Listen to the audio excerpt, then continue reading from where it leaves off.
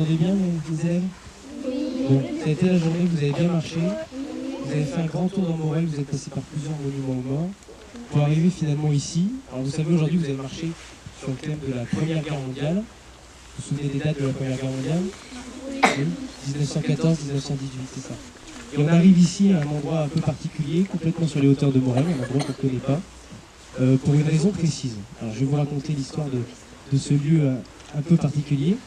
On est en 1918, on est à la fin de la Première Guerre mondiale, mais personne ne le sait encore. Tout le monde, ça fait déjà 4 ans que la Première Guerre mondiale dure, mais tout le monde pense que ça peut durer encore plus longtemps. Et en fait, en 1918, les Allemands étaient à Saint-Quentin, un petit peu au-dessus pour ceux qui connaissent, et les Allemands voulaient quelque chose de précis, ils voulaient la ville d'Amiens, la grosse ville. Et retournez-vous, vous verrez tous la ville d'Amiens ici. Je ne sais pas si vous voyez dans le brouillard, on voit une grande tour et à côté un gros toit et un pic. En fait, c'est la tour Perret et la cathédrale d'Amiens. Pour ceux qui ne voient pas, vous pouvez regarder après. Donc les Allemands, en 1918, en mars 1918, partent de Saint-Quentin en direction d'Amiens. Le but, c'est de prendre Amiens, prendre la ligne de chemin de fer, prendre Paris et gagner la guerre. Les troupes françaises sont en difficulté et laissent, de Saint-Quentin jusqu'à ici, beaucoup de terrain. Et les Allemands arrivent ici jusqu'au bois de la Corne. Donc ici, on appelle ça le bois de la Corne. Et là, les Allemands sont contents, ils voient Amiens, la ligne de chemin de fer Amiens-Paris est ici.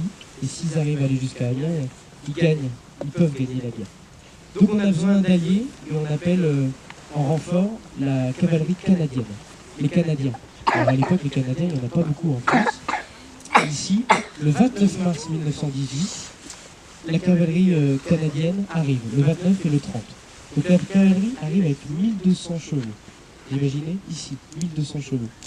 Les Allemands sont au bois, et le 30 mars, une énorme offensive de la cavalerie canadienne commence.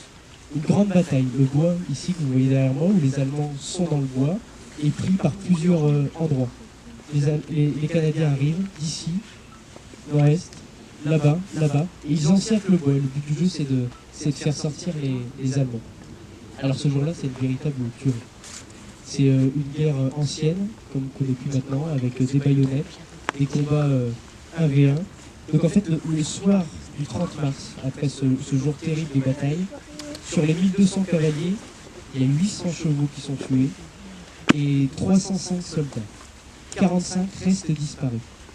Donc c'est ce que je vous ai dit, c'est une véritable tuerie, c'est une boucherie. Et en fait, on ne sait peut-être pas, mais les Canadiens n'ont pas eu de guerre chez eux, de guerre récente. Et donc ici, au Canada, la ville de Moreuil, et le Moreuil Wood, qui veut dire en français bois de Moreuil, est très connue au Canada. Toutes les casernes militaires du Canada ont une petite stèle mémorielle pour la bataille du bois de Moreuil. Parce que ici, à Moreuil, sur ce bois,